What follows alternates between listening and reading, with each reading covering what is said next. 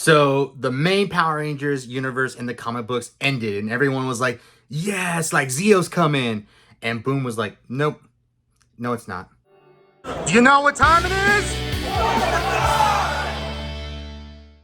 Welcome to the Legacy of Nerd. My name is Daniel. And yes, like I was talking about, we got more info on Power Rangers Prime, which is the new comic book from Boom Studios coming out in November of this year. So, like I said, we got the news that early on, maybe this summer, maybe, that the main series was ending with Boom Studios and that that universe was coming to an end. And that was true. It wasn't like an exaggeration. It wasn't like a marketing ploy. They did end that universe because we finally got some more insight today on what Power Rangers Prime is. And it's basically a reboot of the Power Rangers universe. IGN got the exclusive with Melissa Flores. They had this interview where they talked about the comic book. They kind of in no way talked about what this comic book is going to be about, but more like what is going to be like. And what they said is there's going to be an emphasis away from Mighty Morphin. They are going to blend characters into the story.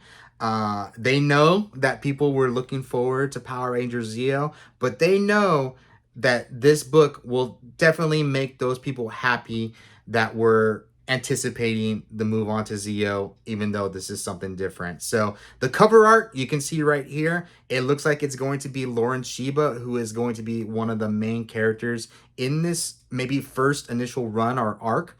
I know a lot of us were thinking they were going to like expand off the anthology series because a bunch of Rangers have been like posting in Boom's announcement about Power Rangers Prime. So we've had like Justin Nemo, David Fielding, which is Zordon. We had Nakia posts something. So I think there might be some opportunities for some Rangers to come in and put their insights on some stories, but that wasn't like really advertised right in this article with IGN. What was advertised was like, they're getting away from the main story of Mighty Morphin and they are going to put an emphasis on characters and teams that are blended in together. And like I said, this is starting off of Lauren Sheba, who is the Red Samurai Ranger. And then we got this cover art of a Red Ranger that looks like a blend of some different Ranger forms. Like I see Dino Charge in there. Obviously, I see some Mighty Morphin.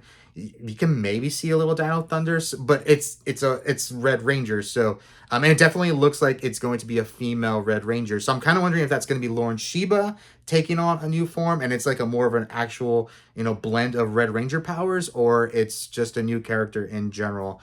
We don't know much about what is going to go on story wise in this book. Again, they're kind of like saying this is like Ultimate. You guys remember like Ultimate Marvel came out, like the Ultimate Universe, and it was like a retelling of everything and a more modernized version of everything that was going on in the Marvel Universe. But right here, they're not really starting from the beginning. They're not starting with Mighty Morphin, or they're at least. I mean, we don't know what the story is. Where Ultimate Marvel started like at the origins of like Spider-Man and Fantastic Four and the X-Men and different like staples over there, and started at their beginnings. Kind of like New 52 did, but they're given like, I guess New 52 became the main universe, so that's why they keep on calling this like Marvel's Ultimate Universe, because this Marvel's Ultimate Universe was always separate from the main continuity. So yeah, I don't know how well this book is going to do. My personal opinion, this book has the opportunity to be great. Like it could have a bunch of different aspects that we haven't been getting, like Mystic Force, Ninja Storm, Wild Force, even RPM and Operation Overdrive. Like bring in these different characters from different eras of Power Rangers that haven't really been given the spotlight very often, and that is amazing, right? But anything that's not focusing on Mighty Morphin it's not going to sell well at a mass marketing appeal. And that is the reality of it. And I think I almost want to say like this is like a filler series until Boom is given some direction by Hasbro of where they're going with the brand, and then they can go back and focus on the characters that are more known to people, like the original 6, or even the original 9, right? So Jason, Tommy, Kimberly, Billy, Zach, and Trini, and then like Rocky, Adam, Maisha, and then Zordon. You know, like those original characters. Oh yeah, Alpha 10. So like those original characters that really people recognize and that really sell marketing wise. I don't know if they're going to be using them or use them in another way. I could be wrong. You know, there could be a tie into Prime, you know, that brings in, like, say like Billy's on the team or something, you know what I mean, that there's a tie to Mighty Morphin. But if it's not going to be called Mighty Morphin Power Rangers and it's not going to have the majority of those characters be a part of this storyline, I just don't see it like doing super well in sales numbers. And now I'm not saying like the quality of the book, I'm not saying like, you know, the the availability. I'm not saying, you know, like it's gonna make the book bad. I'm just saying like most people check out when Mighty Morphin's not in it. And I see that a lot with the fandom. A lot of people only collect Mighty Morphin stuff.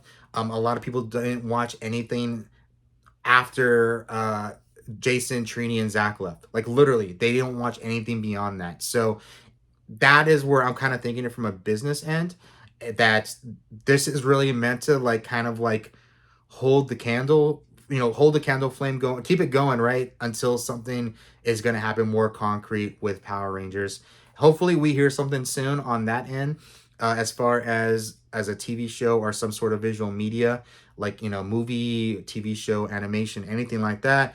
And Boom Studios can do more something with that, right? But this is, I mean, it's cool. It's cool for the fans. It's cool for the diehard fans. I think it's a book more meant for the people that watch beyond Mighty Morphin. And that's great because a lot of those people haven't been getting the stuff that they want from the franchise because they always go back to Mighty Morphin. But I'm just kind of being realistic about how this is going to do. I really hope this book keeps on going through this hiatus. You know, that would be my only concern, because if low sales and not that much interest, it could kill a book. It can kill a comic book, and that's reality of it. So, yeah, guys, let me know in the comments what you guys are thinking about this.